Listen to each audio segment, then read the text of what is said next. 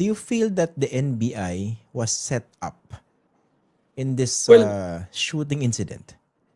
well, ganito po, no? Ayoko sanang isipin na gano'n. Pero just to put the record straight, nung pull out pa namin po yung NBI nung Wednesday na nangyari yun. Yun na po yung sentiment nila kasi actually yung presence po nila hindi naman sa Senado, nandoon talaga sa GSIS eh. So, ang nangyari po niyan, hindi naman sila nag-cross. Kaya nagulat din ako nung tinatawagan ako, tumawag sa akin yung isang senador, sinabi na pinapuputokan sila ng NBI.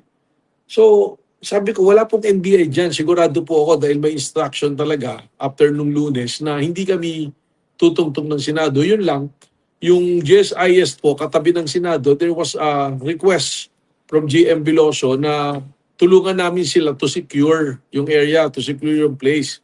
So actually, sinasabi ko nga, verbally nag-uusap kami, bakit sa amin? Sabi niya, ikaw na yung kakilala ko eh. Magre-request pa ba ako sa iba? At least sa'yo, diretso na.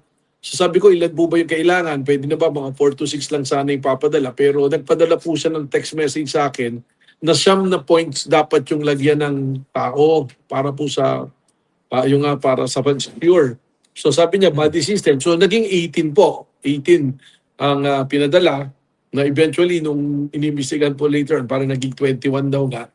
So around that figure. Pero nung umiikot nga po para yung mga area, nung dumating po doon sila, meron ng preliminary measures na ginagawa yung GSIS to secure. Yung po mga lumalabas na kami daw yung nagbabarena, ginagawa po ng mga Historia Music. Meron pong isang report si Sian Ambrosio doon sa ABS, nakita ko, kasama po ng team yung media na dumating eh. Galing po sa NBI. Meron po mga media na nakabit sa NBI. Nakita na po nila yung nagbabarena, nare-reinforce nila yung door para yung entrance from the Senate to GSIS masara. Balikan ko lang para mas malino po. Yung pong Senate yan, nangungupahan po sa GSIS, isang malaking complex yan. Yung building po, magkatabi po talaga dyan, separated by doors lang. Tapos may hallway para po magkapunta sa isa. So ang may-ari po, GSIS, nangungupahan yung Senate, papunta sa GSIS, may sariling pinto, ganun din yung GSIS kung pupuntang Senate, ano po. So ang ginagawa po ng mga taga-Senate, dumadaan yung entry points niya, mga 7 yan, yung entry points from the building of Senate going to GSIS, vice versa. So nung dumating po yung NBI, nag-seal na po sila ng ibang door.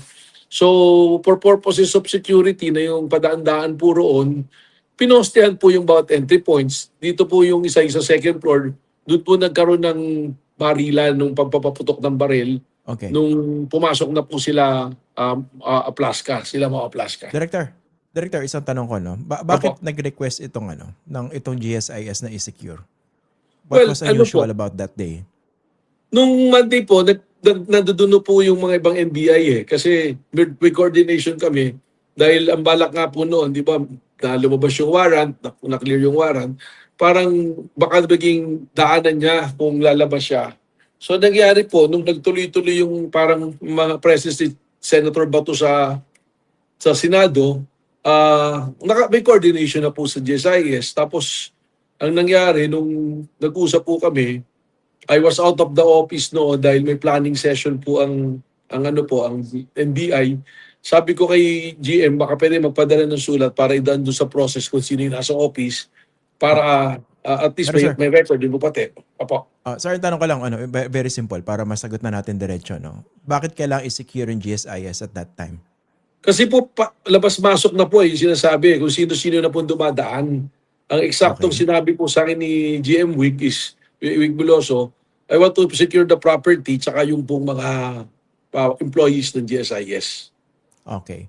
So yun yung paliwanag kung bakit merong NBI doon, no? Anyway, no, itong pagtatanong ko kasi, I don't want people to miss the bigger issue rito, that you are serving a legitimate arrest warrant, okay?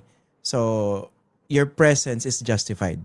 At kung i-serve nyo man yun, you are within your powers, no? Okay. Pero ang gusto kong tanongin, no, sino nag-initiate dito? Maliwanag dito sa putukan. Ganito po nangyari, noon nga nakaposte po yung isang ahente namin together with one lugar doon sa second floor. Pumasok po ang tropa galing ang tropa po ng USAA, galing ng Senate, papunta po ng GSIS. Sila yung So tumawid. sila po yung tumawid, binuksan nila yung pinto. At sinasabi naman po ni General Aplasca na yung way na yun, steel door yun, fire escape. So one way po yun, fire escape ng Senate, palabas po ron. So doon sa common area, doon po nagkaputukan eh. Doon yun po kasi pagtingin niya na may, agent doon, nagkagulatan. Tapos, totoo po yung sinasabi niya, nagpa-identify. Nung nagpakilala, NBI, siya pa po yung nagpababa ng baril. Sabi niya, NBI ako, ikaw magbaba ng baril. Ganun po yung nangyari doon. Tapos nung Sabi ganun, siya pa, nasabi po na NBI, kasi siyempre po, nung nagpaputok, tapos bigla na po nagpaputok si General Plasca, 3 putok. Eh, ang tendency rin po ng NBI, nag-warning shot din po siya dahil law enforcement eh.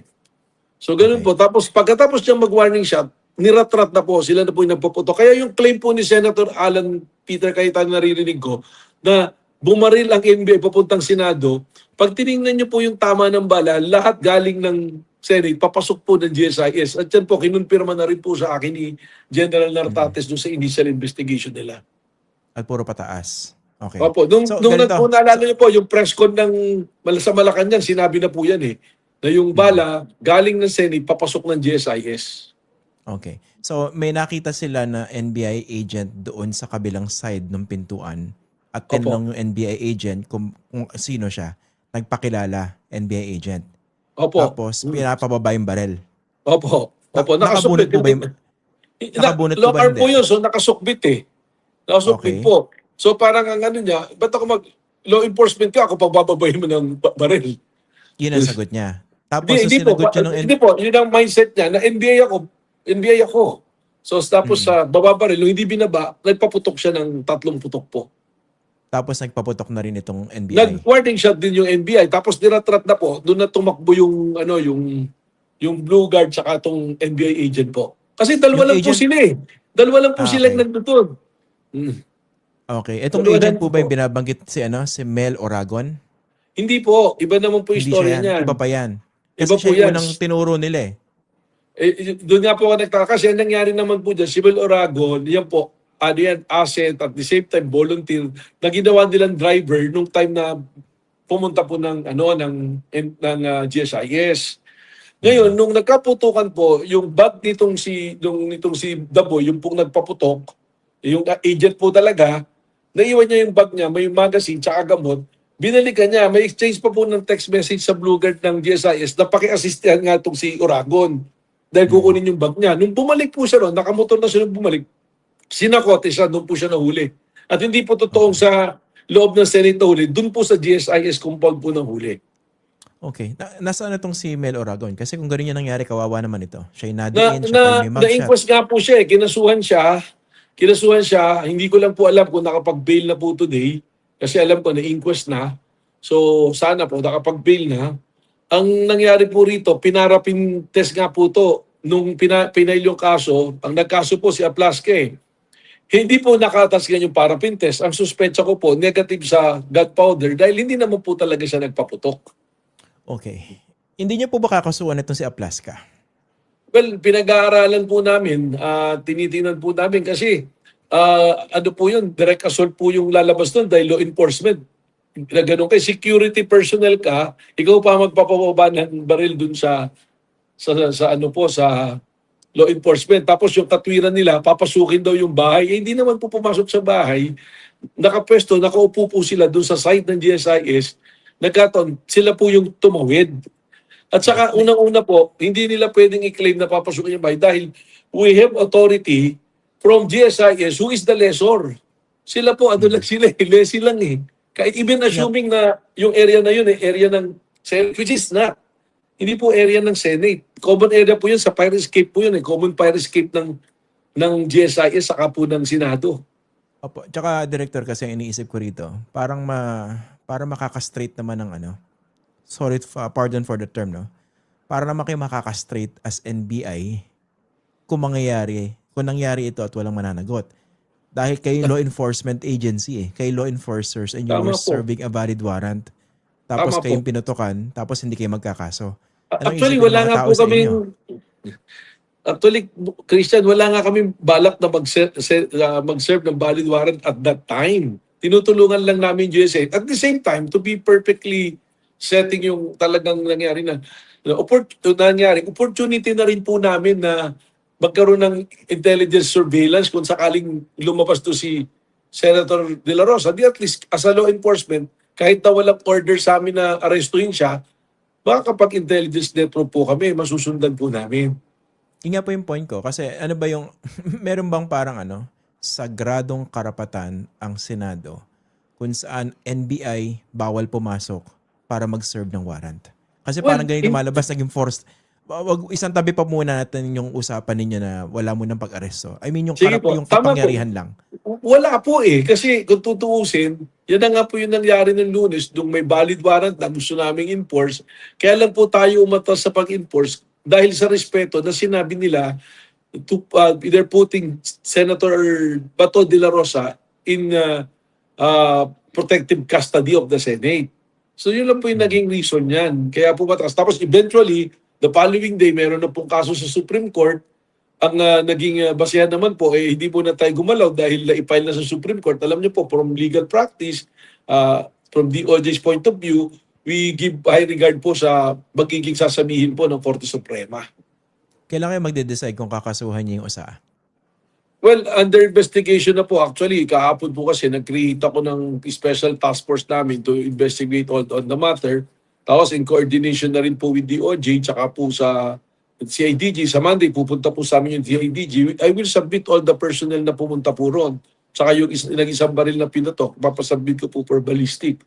We are cooperative po. At I have to mention, Christian, nagpapasalamat nga kami po kay Ombudsman Boying Rimulyan na nagkaroon po ng mabilis na pag-aksyon at pagkilala po rin sa posisyon namin na kung law enforcement kami, bakit naman kami pa ang bibigyan ng ganong sitwasyon ng isang security. Bali, security personnel po yung USAA, hindi naman po law enforcement. Ang prime task po dyan is to protect the senators and the peace and order sa Senate premises. But he has to remember, yung Senate premises, since it's a leased building, it's the people's money that's paying. Hindi naman po yung sasabihin mong sagrado na dapat ang nasusunod dyan, lahat puro sa senador lang. Ang nasa unahan puro yan, kung ano yung batas po at kung ano yung tama. Okay, sige. Mamaya pupuntahan po natin itong mga pahayag ni Ombudsman Boying Rimulyan na napaka-importante. Pero let's talk about the relevant information that you would need or evidence. Meron po ba kayong access sa CCTV? Meron po bang footage na kumpleto that could have captured that so-called shootout? O yung nag-request na po kami. Nag-request na po kami parehas kay General Plasca at kay General Balba, yung both pong head ng security ng GSIS sa ng Senate. Sana po, bigyan kami ng kopya. Ang problema nga po natin ito, with all these things na lumalabas, dapat lumabas na po yung kopya ng CCTV. Kagaya po nung nagtakbuhan ni Senator De La Rosa, ang bilis pong nailabas Nagtataka lang po ako ngayon dito, bakit walang mailabas na ganun. Pero, buti na lang po, may mga nakaka-capture ng video nila. Siguro nakita nyo rin po yun, yung nag-gear up sila Plasca, yung pong buong Senate Sergeant at Arms team, nag-gear up, nagkasa ng baril, tapos sinasabi may aarestuhin. Yun po yung time na pumasok, tapos putukan na po yung sumunod. So nauna yun. Teka. Nauna po yun. Natin yung sequence. Nauna yung sinabi niya merong aarestuhin, pero hindi pa na-aaresto itong si Mel Oragon. Pero si Mel Oragon inaresto pagkatapos ng putukan. Tapos na po ng putukan. Nung bumalik na lang nga po para kunin po yung bag. Sabi may aarestuhin. Tapos yun po nagputukan. Ang kwento po doon sa spot report po nung nagpaputok, naggulat po talaga, nagkagulatan na ganyan Tapos siya nga at inamin naman na siya yung una nagpaputok. At base po rin sa slugs na nakuha, yung pong NBI, limang putok lang po yung pinaputok Tapos tumakbo na nung pinagbabaril na po. Ang bala po na lumabas, hindi bababa ng 30. May report po sa akin para mga 70 plus Okay. Ano ba yung protocol dyan? Kasi tinanong, sino ka? Nagpakilala NBI. Siyempre, meron siyang otoridad. Bakit niya ibababa yung baril niya? Tama po. Dapat ba magpaputok si Plasca? Hindi agad? Po dapat yan, nagpakilalang NBI. NBI pala sa usaha po kami. Stand down tayo parehas. Walang maglalabas ng armas. Tapos saan po nag-usap? Hindi po Nagpaputok. Doon po nagsimula yung gulo Yung pagpapaputok niya. Dahil Okay. na-justify po ni Senate President na kailangan magpaputok na baka sa gustuhan matakot tumakbo. Eh hindi mo naman po kriminal yung tao dahil law enforcement nga po, ba't tatakbo yun?